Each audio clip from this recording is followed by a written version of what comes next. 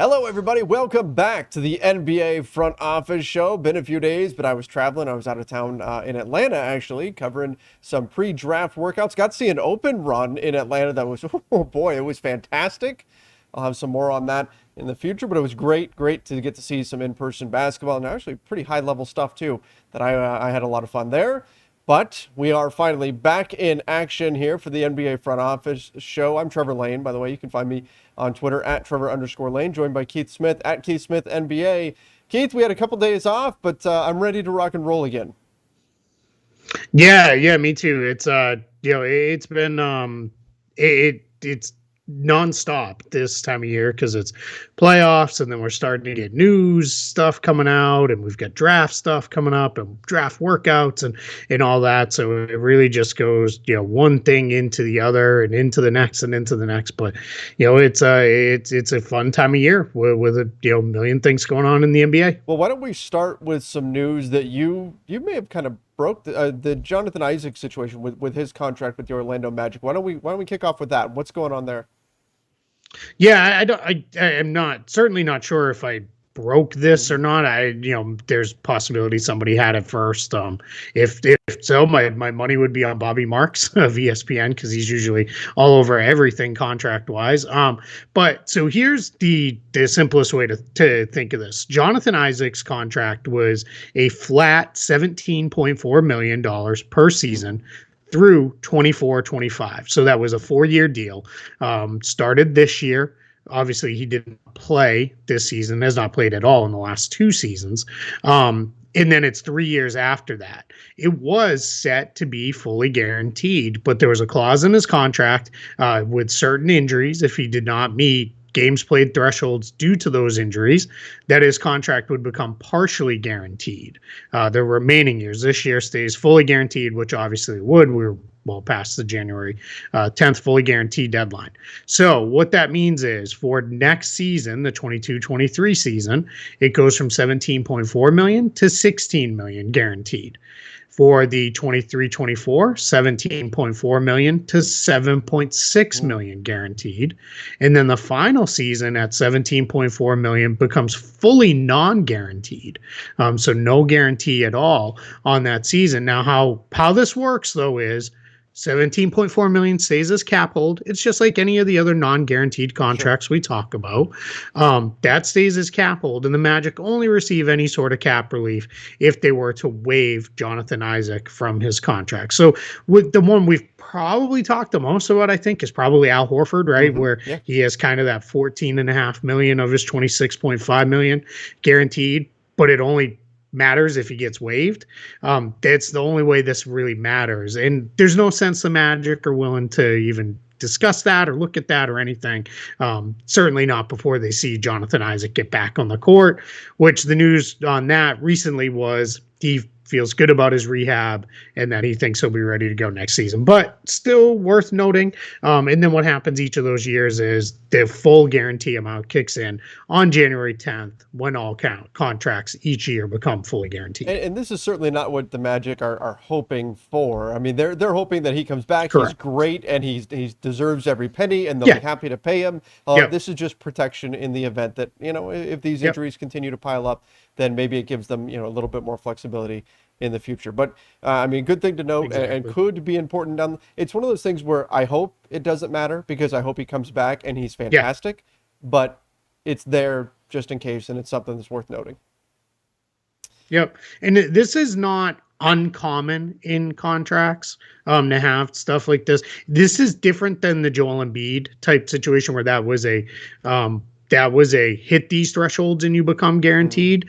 This is a don't hit and then it reverses the other way. And there's no way to get it back to full guaranteed either. It's not like if he comes back next season, plays all 82 games, everything reverses and resets. It's not an incentive. It's not a bonus. It's nothing like that. It's just this was the Magic kind of protecting themselves in the both sort of in the short term, because it's not that much savings next year, 1.4 million if he wasn't able to come back, but really protecting themselves down the line in the long term with this. And that's not uncommon to see. It's just uncommon that it actually gets triggered because obviously rarely does someone miss 2 full complete seasons. Right.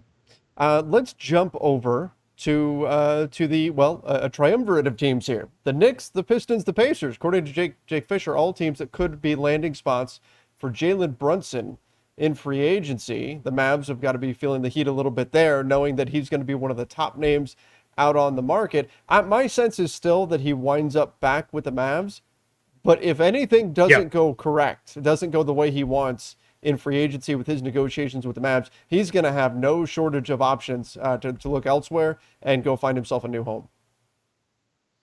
Yeah, without a doubt. Now, what becomes really interesting here is those three teams are coming at this from very different places this offseason. The Knicks are going to be over the cap, so they would need to execute this as some form of sign and trade. Now, they've got a ton of very tradable contracts that they could send Dallas's way to make this happen. Plus, they've got their own first-round picks. They actually own a Dallas first still in the future from the Kristaps Porzingis trade. So there's many ways those two teams could link up on this.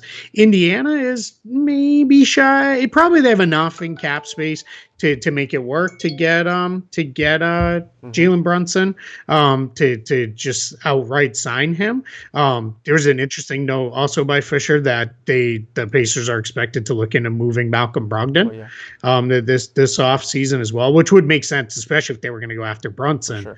You don't need Brunson, Halliburton, and Brogdon when you still have Buddy Hield and guys like that. And then the Pistons project to have the most cap space this summer, so they would definitely be able to chase him outright. And the important thing to note is it's not any kind of restrictions on him. He's an unrestricted free agent, so he can really do whatever he wants. But I'm with you. I think Dallas is probably likely where he sticks. And the Pistons are looking at it from the perspective of, we see how he's worked with Luka.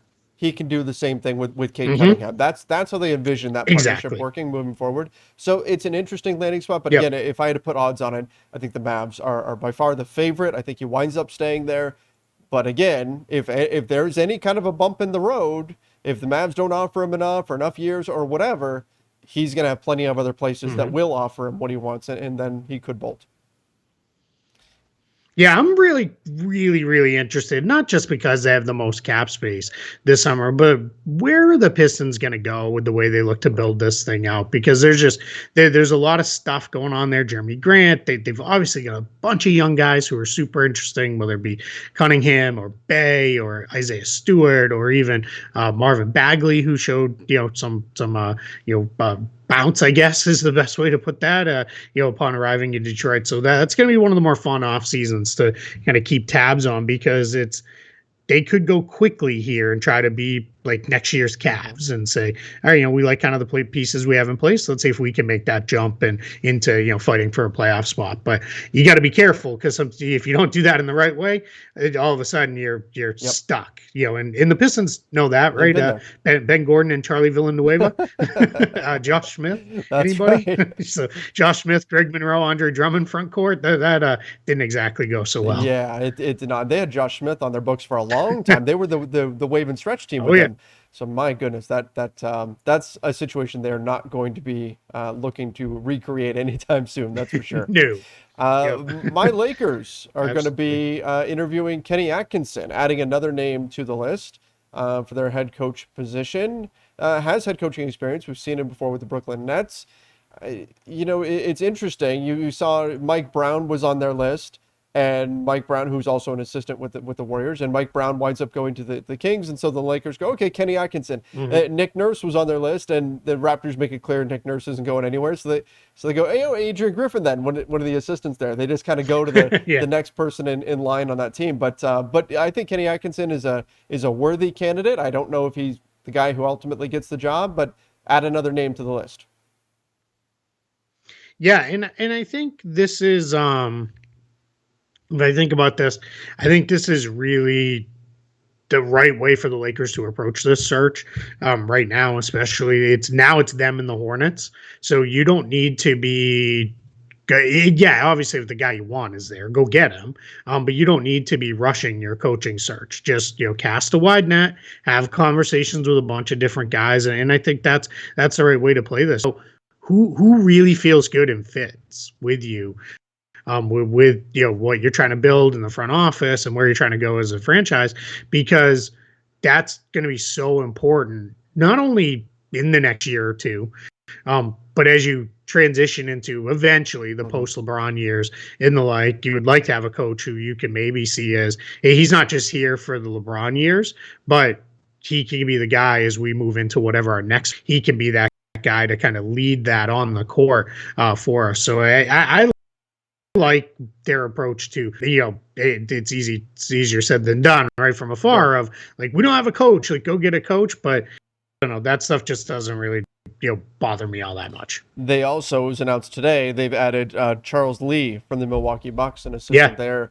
And we all already know Darvin Ham has been on the list and somebody that they're interviewing as well. So, hey, you know what? I said before it started, leave no stone unturned.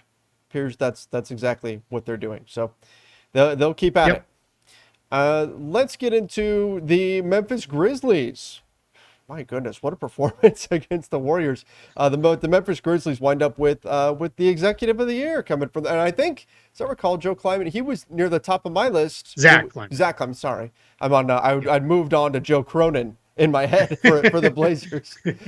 But Zach Kleiman, he was at the top of my list, I think, when we did our awards. First or second, anyway, for the Grizzlies. I know you had him pretty high. Yeah. I mean, and well deserved, right? I mean, that team has been very smartly put together. I think, their off season at times, we were maybe a little, is Steven Adams really, moving up in the draft to get Zaire Williams, but it's come together really, really well for them. Now, one can argue there wasn't a huge volume of moves that they did. I mean, that was kind of the only roster move they did, but sometimes executive of the year is more of a longer time horizon award. Like, what have you done to build this team over, a couple year window versus just this immediate window. But it's, good to see, Memphis getting a little bit of a nod there. And then, I mean, what a beating they put on the Warriors in Game 6 on last night. Just absolutely hammered them, or in Game 5 rather, to force Game 6 when it looked like it might be over. I still tend to think the Warriors are going to get them back in the Bay Area in 6, and that would match. That was, I think, what we both picked was Warriors in 6. But who knows with this? Now, we're not going to spend even a minute on it, but are they better without Ja Morant? No, they are not.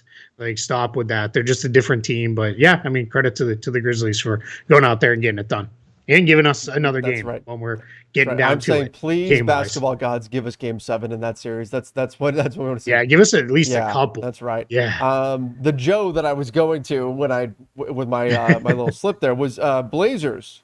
Joe Cronin becomes the permanent GM for Portland. So removes that interim tag and now gets the permanent GM spot for Portland as they look to, I mean, it's going to be a big job this summer. They're going to try to rebuild things around Damian Lillard this summer. And I mean, that means they're going to be making a lot of moves, a lot of activity out of Portland in the next few months. I think we all knew this was coming. Sorry to step on you there at the end. I think we all knew this was coming when they allowed him as the interim GM to trade CJ McCollum and make the Covington Powell trade and really just kind of basically everything but Damian Lillard. They started. You're not doing that if the guy then a few months later is like, hey, thanks for blowing up our franchise. See you later. You're not going to do that. So I think we knew this was coming, but it's you're absolutely right. Monster off-season opportunity coming here for Portland, and it's a team that says, hey, we got to get this done and get this turned around quickly. Last thing we've got on the list for today to get into, the Jazz reportedly have no desire to rebuild. Not shocking at all. That's kind of been the Jazz's MO for quite a while now. But that matters in regards to any type of trade with Donovan Mitchell, with Rudy Gobert, all the other pieces that are out there, Bogdanovich, Conley, O'Neal, all of those guys that could potentially be on the move. It's important to note that the Jazz probably aren't going to be looking for just future draft capital or something like that coming back. They want to win right now and compete. Yeah, this tells me we may see a lot of shuffling, but I don't think we're getting a Mitchell or Gobert trade. I think they're going to run that back one more year. Let's see, where this goes. Let's see what we can do with this. Now that I've said that, probably both will get traded. And we anything we say, I think Trevor and I are in complete agreement. We caveat it with it's the NBA and nothing would surprise us.